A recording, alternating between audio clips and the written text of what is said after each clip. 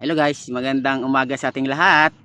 So guys, nagpapawas tayo ulit ng dalawang arnes na ginamit natin. Medyo pawis na pawis tayo ulit guys kasi tapos nating mag-jogging, nag-arnes tayo kaya talagang kung anong pawis, lumabas talaga yung pawis natin sa katawan. Talagang tanggal talaga mga toxic sa katawan natin, yung mga kinain natin na nakarang araw. Kaya talaga nagpapawis tayo ngayon guys para maging healthy naman tayo. Maging healthy naman tayo yung katawan natin para na may mga bad cholesterol na tawag ay mawala, matunaw. Kaya habang maaari tayo guys, pilitin natin talaga magpapawis kahit hindi tayo, para hindi tayo maggamot na pagdating ng araw. Kaya kami talaga pinipilit namin magpapawis o mag-jogging naman lang.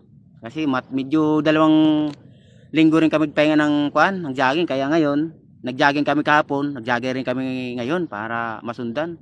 Salamat sa atin guys. Thank you. Salamat.